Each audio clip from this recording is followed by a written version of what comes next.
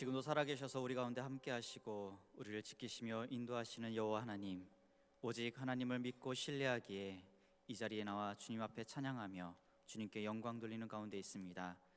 하나님의 음성을 우리 가운데 허락하여 주시옵고 하나님의 음성을 듣고 그 말씀 앞에 순종하는 삶이 우리의 삶이 될 수 있도록 인도하여 주시옵소서.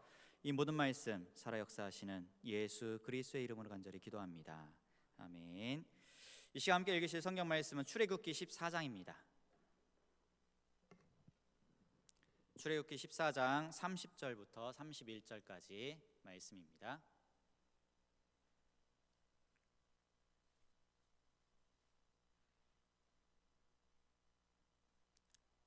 출애굽기 14장 30절 31절 말씀, 다 같이 한 목소리로 말씀 읽겠습니다.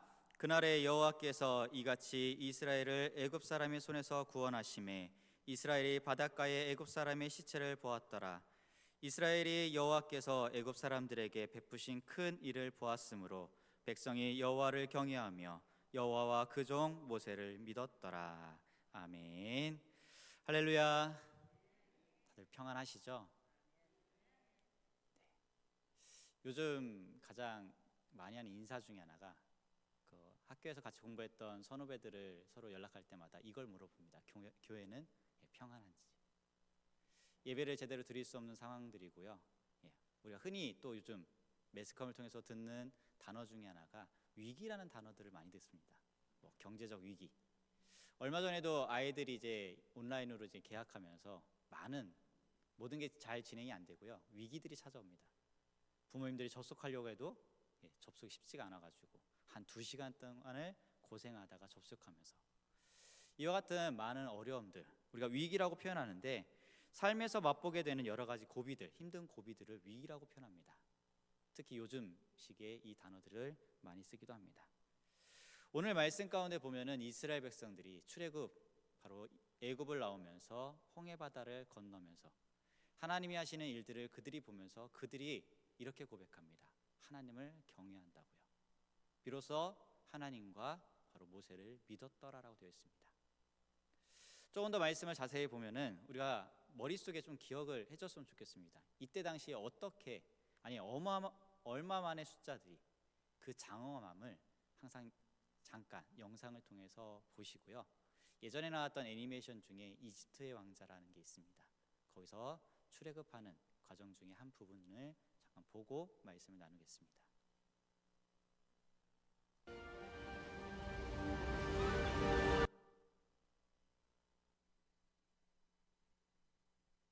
좀 기다려 주셔도 됩니다.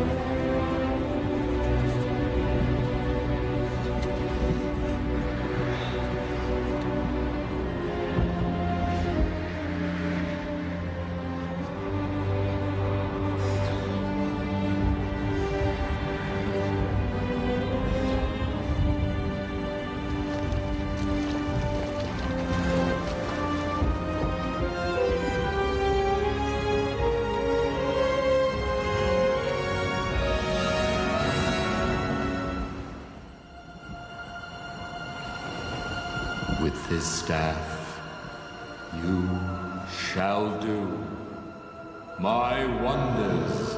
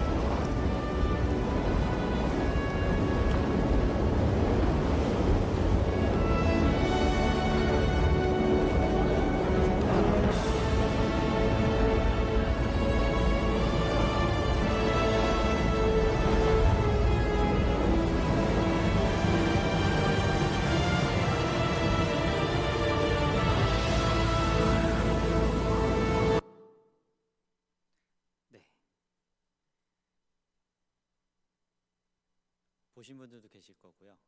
우리가 출애굽 그다음에 홍해 바다를 건넌 걸 생각할 때는 뒤에 나왔던 그 음악도 그렇지만 약간 웅장함을 많이 나타내기도 하고요. 장엄한 모습들을 많이 떠올리기도 합니다. 실제로 이 이스라엘 민족들이 고센 땅에 살면서 430년 뒤에 출애굽할 당시에 성경에 보면은 장정만 60만 명이라고 되어 있습니다. 얼마 전에 수원의 인구를 누구한테 여쭤봤더니 한 120만 명이 넘는다라고 하더라고요. 그럼 출애굽 당시에 모든 인원을 다 했을 때는 수원시에 있는 모든 사람들이 한 곳에 모여도요, 그 숫자보다도 더 많습니다. 그만큼 많은 사람들이 출애굽할 때 나오게 됩니다. 그런데 중요한 것은 단지 장엄함, 웅장함만 있느냐? 실제로 이것은요, 현실로 있었던 부분들이고요. 이스라엘 사람들이 출애굽할 때 그 자리에 있었습니다. 좀 더 자세히 보게 되면은 이 내면 가운데는요, 너무 많은 위기들이 있습니다. 단지 애굽만 나와서 모든 게 끝났냐, 그게 아니라 나옴과 동시에 그들에게는 위기와 또 위기와 또 위기들이 찾아옵니다. 좀 전에도 영상을 통해서 봤듯이 이스라엘 민족들이 처음에는 서로 물도 나눠주면서 평안한 표정을 짓고 있습니다. 그러다가 뒤에 애굽 군대가 따라왔을 때 그 애니메이션에서 많은 사람들이 이 모세를 바라보는 그 눈빛은 평안할 줄만 알았는데 여기서 이제 어떻게 하는 낙심을 바로 나타내고 있습니다. 출애굽기부터 민수기, 신명기 이와 같은 책들을 성경을 쭉 보게 되면요, 그 안에 이스라엘 민족들은 약속의 땅을 향해 가는 도중에 사막과 광야를 지나야 되고 그 안에서 겪는 싸움과 패배와 승리를 경험하게 됩니다.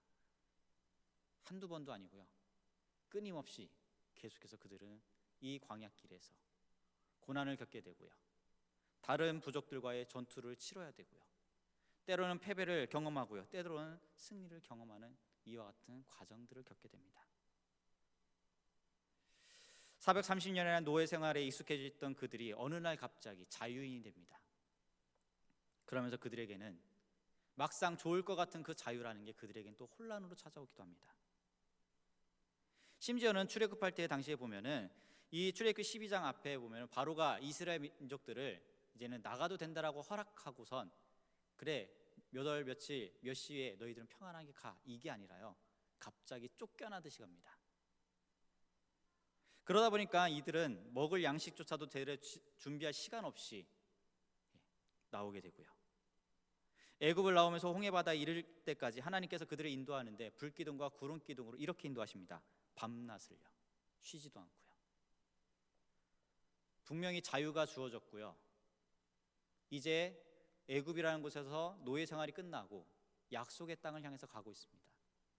근데 하나님께서 그들을 인도하실 때에는 여유롭게 천천히가 아니라 밤낮을 쉬지 않고 계속해서 그들을 인도합니다. 무언가에 쫓기는 것처럼요, 무언가에 불안한 것처럼 바로 하나님은 그렇게 인도하십니다. 늘 이스라엘 민족들은 이 출애굽하면서 광야 생활을 하는 내내 그들은 심한 긴장감과 늘 공포, 불안정을 그들은 내면에 갖고 있습니다. 그러다 보니까 광야 생활에서 무엇이 없으면 왜 물이 없으면 마실 물이 없느냐? 먹을 게 없으면 우리는 무엇을 먹어야 되느냐? 이와 같은 불만과 불평들을 하게 됩니다.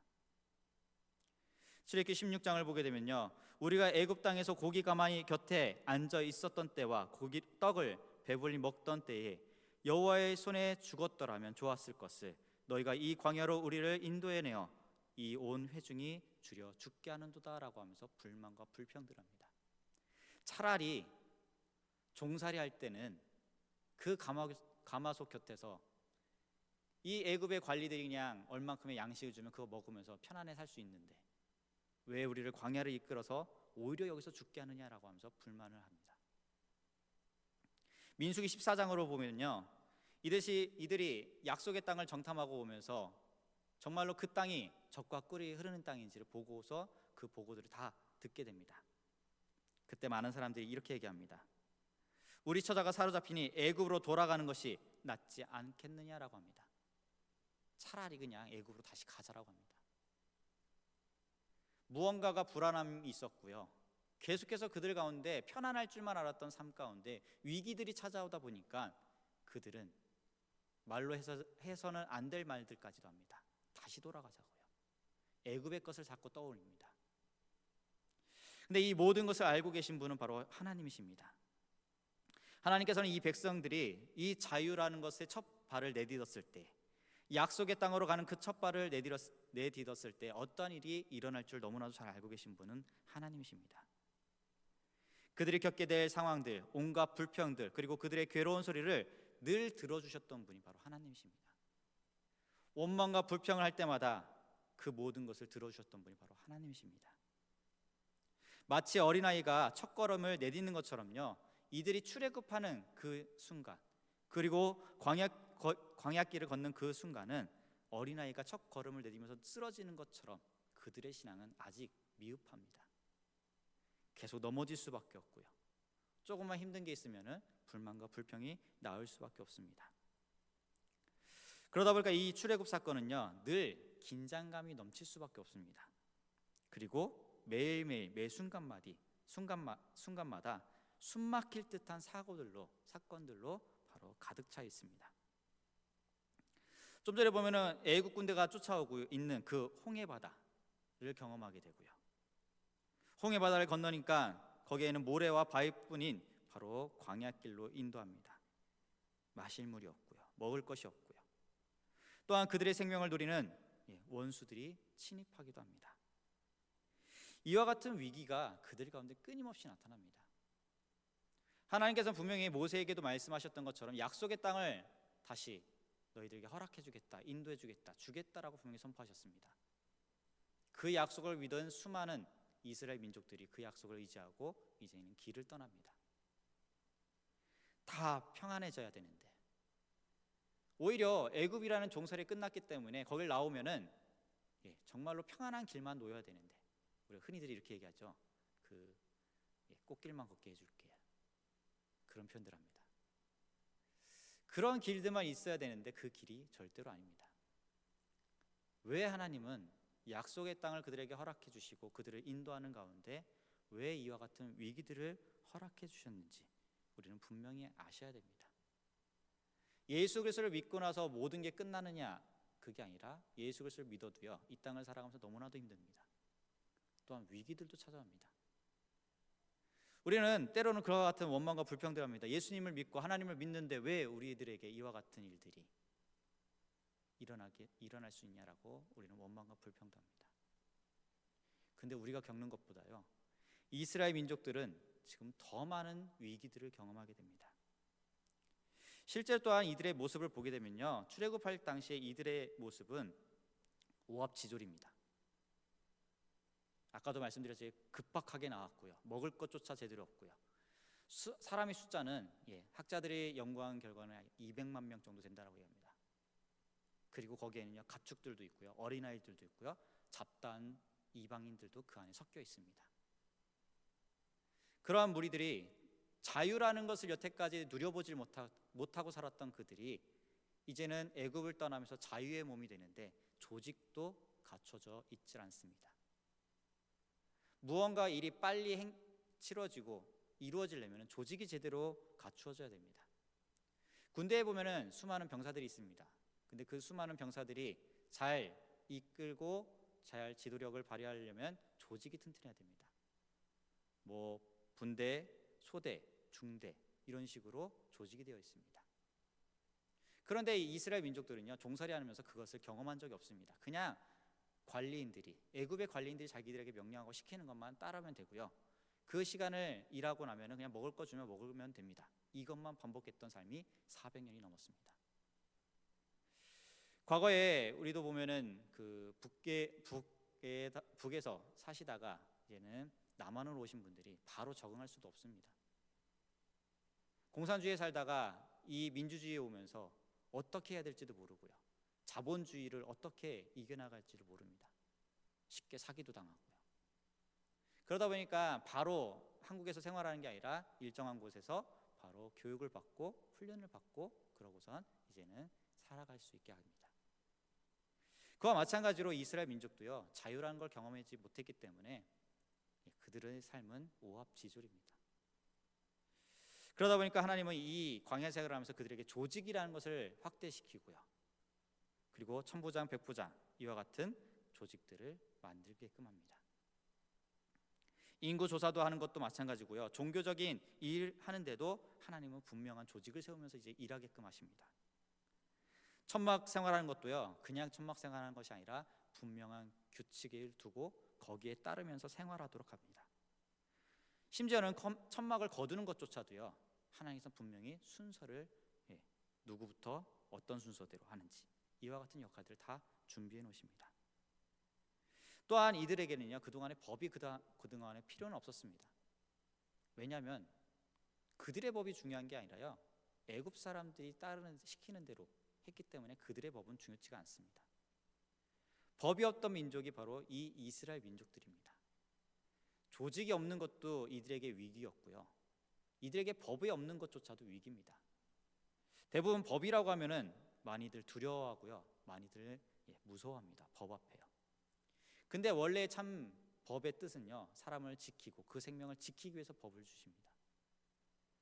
이스라엘 민족들이 출애굽할 때 아까도 수많은 인원들이 있었고 어린아이 그리고 가축들도 있었고요, 거기에 잡다한 이방 사람들도 섞여 있습니다. 이들의 삶은 늘 밀집되어 있는 삶들을 살아가고 천막 생활을 하게 됩니다. 그렇게 살다 보면요, 현실적으로요, 문제가 일어날 수밖에 없습니다. 심지어는 아파트에서도 생활하다 보면요, 예전에도 매스컴을 통해서 봤던 것 중에 하나가 살인 사건들입니다. 층간소음 문제 때문에요. 그런데 천막 생활하면서 아이들과 가축과 뛰놀다 보면은 그 안에서도 사고가 일어나게 됩니다.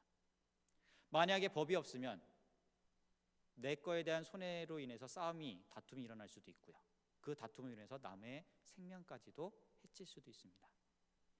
이걸 막기 위해서 바로 그들에게 법이라는 것을 허락해 주면서 하나님은 그들을 계속해서 지키십니다. 쭉 지금까지의 말씀을 보게 되면요, 그들에게는 위기밖에 없습니다. 홍해를 건너기 전에는 애굽이요, 홍해를 건너서부터는 광야에서 수많은 위기들이 있고요, 내부적으로는 조직도 없고요, 법도 없습니다. 어떻게 해야 될지 그들은 아무것도 모릅니다. 이게 그들의 삶에 있어서 정말 치명적인 위기 중에 하나입니다. 하나님이신데, 전능하신 그분이신데 왜 이들을 그렇게 이끌어간지를 분명히 아셔야 됩니다. 신앙생활하는 우리들에게도 왜 우리 위기가 찾아오는지를 분명히 또 우리도 아셔야 됩니다. 하나님은 그걸 통해서 일을 하십니다.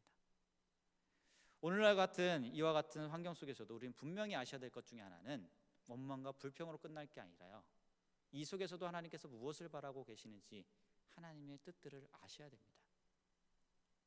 오늘 이 말씀을 다시 한번 되새겨보고 이스라엘 민족들이 출애굽하는 과정들을 보게 되면요, 하나님은 이 위기를 통해서 무엇을 하시냐면은 이스라엘 민족들이 하나님을 믿도록 하십니다.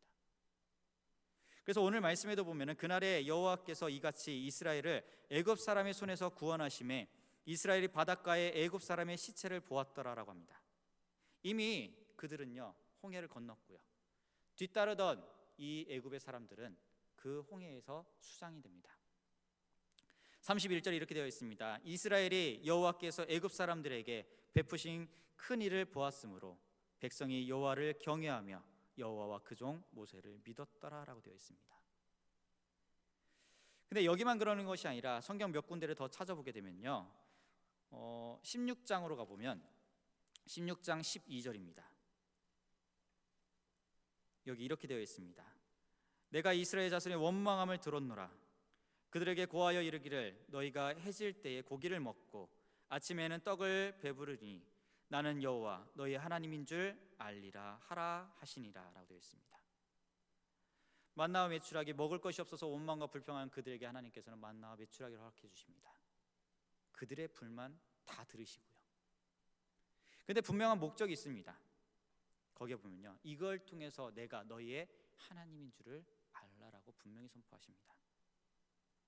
17장 7절에도 보면요, 이와 비슷한 일들이 있습니다. 그곳에 그가 그곳 이름을 마사라 또는 무리바라 불렀으니 이는 이스라엘 자손이 다투었으며 또는 그들이 여호와를 시험하여 이르기를 여호와께서 우리 중에 계신가 아닌가 하였음이더라라고 한 장소가 있습니다. 이들도 물 때문에 다툼을 합니다. 근데 그들 4명 가운데 왜 다퉜느냐? 하나님이 우리와 함께하는지 함께하지 않는지요. 하나님께서는 이들에게 모든 것을 허락해 주시면서 그들의 가운데 함께하고 있다는 것을 나타내 주고 있습니다. 다시 말씀드리면 이들에게 이와 같은 일들을 왜 허락해 주시냐, 위기를 왜 주셨느냐? 하나님을 더욱더 믿도록이요, 하나님의 백성이 하나님을 더욱더 신뢰하도록 하기 위해서 바로 이들에게 위기를 주십니다. 위기로서 끝난 것이 아니라요, 하나님은 이 위기를 통해서 하나님을 나타내고 계십니다. 이스라엘 백성들이 지금 광야에서 겪는 위기들은요, 어떻게 보면 현실적으로 인간의 힘으로 인간의 능력으로 할 수 없는 위기들이 찾아옵니다. 광야에서 200만 명 가까이 먹을 물을 어디서 갖고 올 수도 없고요, 이 많은 사람들의 먹을 것을 해결할 수도 없습니다. 싸움조차 해보지 못했던 이스라엘 민족들이 그 다음에 보면 17장 8절부터는 아말렉과의 또 싸움들이 있습니다. 싸워보지도 못했습니다. 왜냐하면 종살이했기 때문에요, 노예였기 때문에. 그런데 이스라엘 민족이 여기에서 자신의 힘으로 자신의 능력으로는 할 수 없지만 하나님의 능력으로 이기고 승리하는 것을 경험하게 됩니다. 그걸 통해서 하나님은 분명히 보여주고 계십니다. 출애굽하고 따르는 이스라엘 민족에게 하나님은 살아계시고요, 하나님은 그 약속대로 너희들을 이끄시고 너희를 보호하면서 함께하고 계시다는 것을 바로 나타내주고 계십니다. 바로 이스라엘 민족은 이걸 보면서요, 하나님을 믿고요, 하나님을 더욱더 신뢰하게 됩니다. 이스라엘이 실제 겪는 이 재난들은 그들로 하여금 바로 하나님을 신뢰하도록 하는 하나의 훈련의 장이 바로 여기입니다. 우리 광야라고 하면은 이렇게 표현들 많이 합니다. 하나의 훈련장처럼 표현들을 많이 합니다.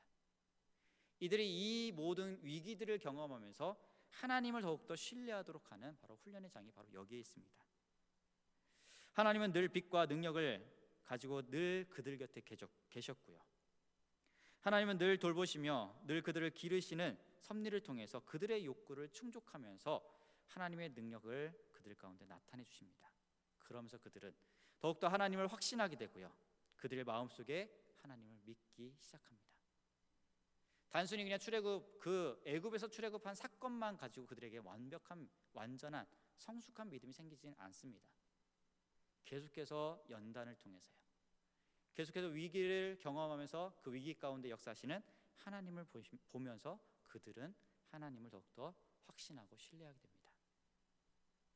그래서 이 위기가 있는 이 삶을 다시 한번 되돌아보게 되면요, 위기는요 특별한 의미를 갖고 있다는 것을 보시기 바랍니다. 왜냐하면 종종 이 경험한 것처럼요, 위기는 신앙의 출발점을 다시 제공하는 역할도 해주기도 하고요, 그리고 위기보다 하나님을 신뢰할 수 있는 더 적절한 기회는 없습니다. 위기 가운데 역사하시는 하나님을 통해서 더욱더 그들은 하나님을 신뢰합니다. 모세가 아말렉과의 군대를 만났을 때도 마찬가지입니다. 여기서도 그들의 능력으로 싸우진 않았습니다. 기도하는 것밖에 없었고요, 하나님께서 이기도록 하십니다. 또한 기드온이 미디안 군대를 쳤을 때도 마찬가지입니다. 사람의 힘, 사람의 능력이나 사람의 계략이 아니었습니다. 어떻게 보면 말도 안 되는 일들을 하나님께서는 시키십니다.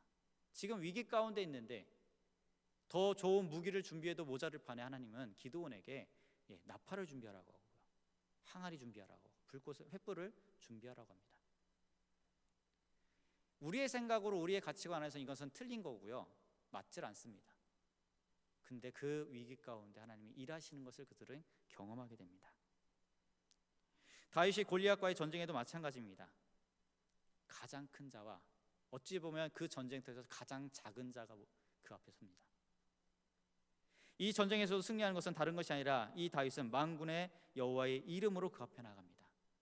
인간의 능력이나 인간이 할 수 있는 모든 것은 아무것도 없었습니다. 하나님밖에 없었습니다. 엘리야가 갈멜산에서 기도할 때도 마찬가지입니다. 거짓 선지자들, 많은 거짓 선지자들 앞에 홀로 싸울 때에도 그는 다른 것으로 싸우지 않습니다. 살아계신 하나님을 찾고 의지하면서 바로 거기에서 승리하게 됩니다.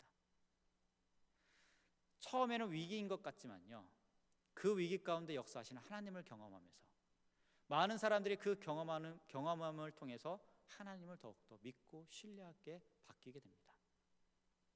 아까도 엘리야가 갈멜산에서 그 기도하는 대결할 때도 마찬가지입니다. 그때 비로소 많은 이스라엘 백성들이 하나님이 살아계시다는 것을 이제 다시 믿게 됩니다. 우리들 가운데 수많은 위기들이 있습니다. 근데 그 위기가 왜 주어졌는지, 왜 있는지를 다시 한번 보시기 바랍니다. 단순히 그냥 불만과 불평, 남과 비교해서 이것은 너무 힘들다라고 그냥 버려둘 게 아니라 하나님은 절대로 버려두지 않았습니다. 계속해서 우리를 지켜보시고요, 그 위기를 이길 수 있도록 늘 곁에 계시는 분이 하나님이십니다. 위기 속에서 살던 사람들을 우리가 다시 한번 보시기 바랍니다. 그들이 만났던 위기가 그들에게 신앙의 위대함을 또한 다시 한번 보여주는 계기가 되었고요, 위기는 보통의 사람들에게 절망을 안겨줄 수는 있습니다. 만약에 위기라는 것은요, 하나님을 제대로 알지 못하는 사람들에게 절망을 줄 수밖에 없습니다. 하지만 신앙의 사람들에게는요, 새로운 기적을 경험하는 좋은 기회 중에 하나가 바로 이 위기입니다. 그들 신앙인들은 바로 위기의 순간에 하나님의 도우심을 분명히 느낄 수 있고 또한 믿기 때문에 우리는 이 모든 위기들을 바로 승리하며 나아갈 수 있게 됩니다. 이스라엘의 이 광야 생활은 늘 그들의 생활은요, 하나님의 은총이 매 순간마다 주어졌던 순간이 바로 이 광야 생활입니다. 위기는 있었지만 그 위기 이면에는 하나님이 함께 하시고요, 하나님께서 일하시고 하나님께서 승리하게끔 하는 이와 같은 하나님의 놀라운 은혜가 그 가운데 있었다라는 부분들입니다. 그러면서 이스라엘 백성들은 이 광야 생활이 어떤 생활이냐, 훈련의 과정들이었습니다. 홍해를 건너서 광야로 나왔다, 그냥 애굽에서 출애굽했다라는 게 절대로 끝이 아니었습니다. 연단할 수밖에 없었고요, 훈련할 수밖에 없었습니다. 그 전에 애굽에 있을 때는 노예라는 신분이었고요, 애굽에서 나오면서 그들은 하나님의 백성이라는 자격을 갖게 됩니다. 근데 더 중요한 건요, 그냥 겉으로 보여지는 하나님의 자격에서 끝난 것이 아니라 하나님은 부단히 그들을 훈련시키십니다. 그리고 하나님의 백성답게 만드십니다. 우리는 때로는 예수 그리스도를 믿고 모든 게 끝났다라고 선포하며 살아갑니다. 그래, 난 하나님의 자녀야, 이렇게만 고백하며 살아갑니다. 더 중요한 것은 하나님의 자녀라면요, 하나님의 자녀답게 우리는 훈련이 되어 있어야 되고요, 하나님이 원하신 대로 순종하는 사람들이 우리의 삶이 또한 되어야 된다는 부분들입니다. 이스라엘 민족들은요, 하나님께서 분명히 아브라함을 통해서 이렇게 말씀하십니다. 너에게 복 준다라고 말씀하셨고요, 너를 통해서 너는 복의 근원이 될지라고 얘기하십니다. 그리고 아브라함을 통해서 모든 족속이 다시 복받겠다라는 약속을 하셨습니다. 그 약속은 아브라함, 이삭, 야곱에게 이어지고요, 그리고 이스라엘 민족에게도 동일하게 이어집니다. 다시 말씀드리면 이 약속으로 인해서 이스라엘은요, 축복의 근원이 될 사명을 이룰 그 자격 조건이 되어야 됩니다. 그냥 장소만 옮겼고 누구의 억압 아래서만 나와서가 끝이 아니라요, 이 사명을 감당해야 될 바로 백성들이 되어야 됩니다. 우리도 마찬가지로 하나님의 백성으로서의 사명을 감당할 이와 같은 훈련들을 통해서 우리가 더욱더 성장해야 되고 성숙해야 됩니다. 유대 광야 생활을 다시 한번 보게 되면요, 그들은 40년 생활을 하면서 여러 가지 중요한 의미들을 여기서 다시 한번 나타내 주십니다. 애굽에서 가나안에 이르는 그 노정은요, 실제로 보면 되게 빠릅니다. 그냥 일주일이면 가고 넉넉 잡아도요 보름 안에 갈 수 있는 거리가 원래는 애굽에서 약속의 땅까지입니다. 그런데 하나님께서는 실제로 그들을 보면요, 이 일주일, 빠르게는 일주일, 넉넉 잡아 보름이면 갈 그 길을 하나님께서는 40년 동안 돌리십니다. 왜 40년이라는 거예요? 왜 그 시간이라는 동안 하나님은 왜 그렇게까지 하셨냐는 거죠. 우리는 분명히 알잖아요, 짧은 거리라는 거예요. 근데 왜 하나님 40년을 걸리게끔? 그리고 이 40년 긴 세월 동안에 보면은 1세대들은 다 죽습니다.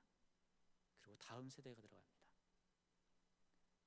하나님은 훈련 과정 가운데 그 훈련을 이기지 못하고 성숙하지 못한 자들 1세대들은 들여보내지 않습니다. 오히려 2세대를 다시 훈련시키면서 하나님은 그 2세대를 통해서 바로 가나안 땅을, 약속의 땅을 들어가게끔 합니다. 이 2세대들은 분명히 눈으로 보았습니다. 광야 생활하면서 하나님께서 역사하시는 것들이요. 그리고 1세대들의 불순종으로 인해서 그들이 광야길에서 다 죽었다는 것도 그들은 경험하게 됩니다.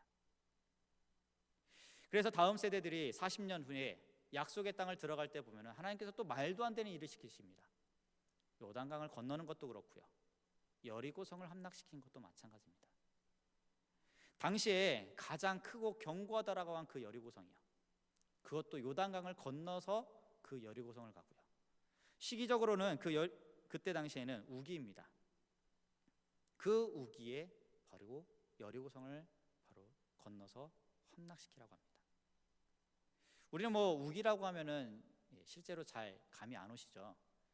네, 제가 원래 3월 달에는 이스라엘 한번 가보고 싶어서 준비를 하다가 코로나로 인해서 다 취소됐습니다.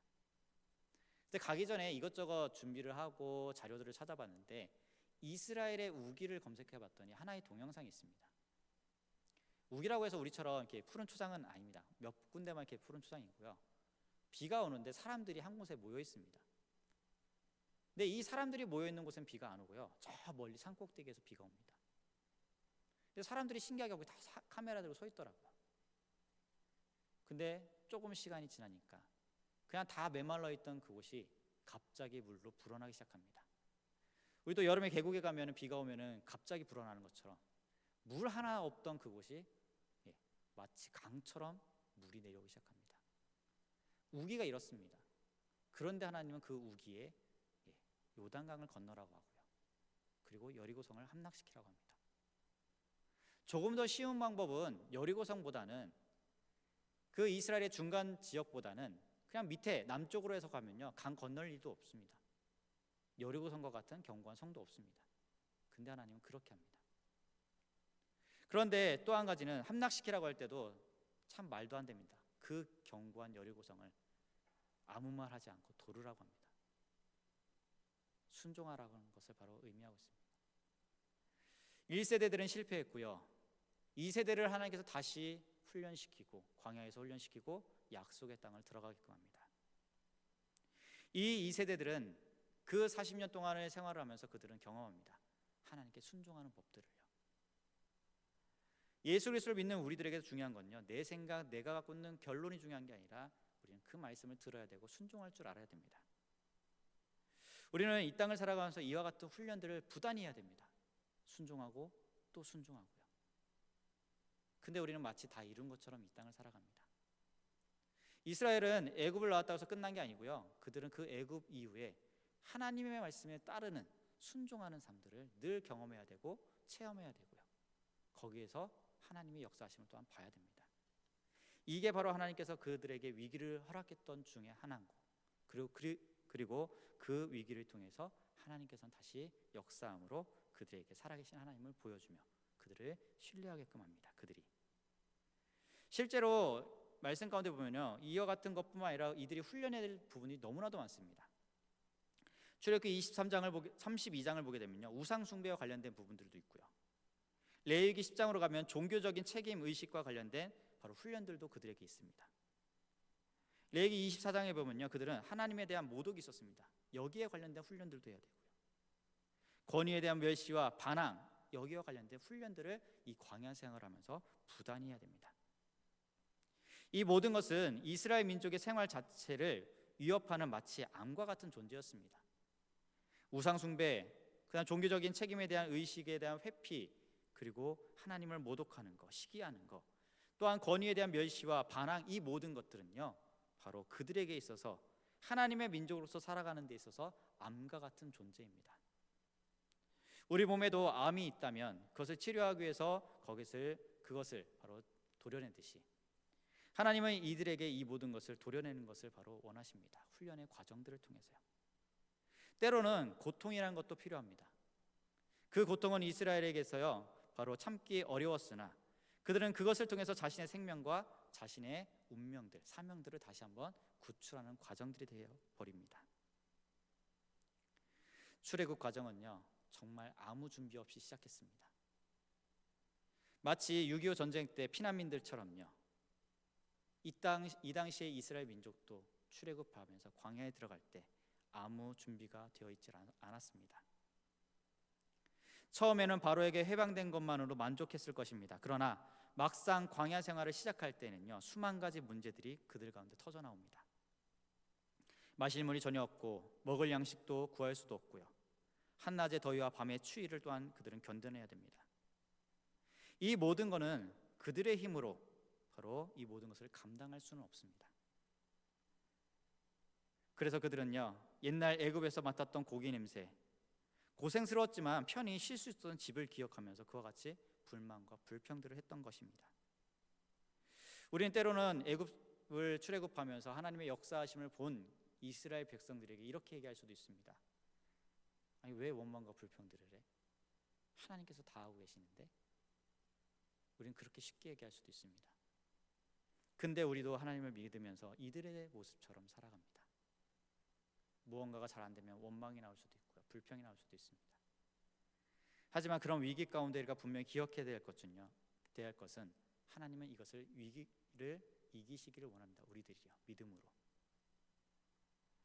출애굽은 이른바 출애굽 신앙을 가지게 하는 좋은 기회가 되었고요, 사람들의 지혜와 노력으로 불가능하다는 것을 하나님께서는 그들 가운데 보여주시면서 하나님께서만이 해결할 수 있다는 경험들을 그들이 보게 됩니다.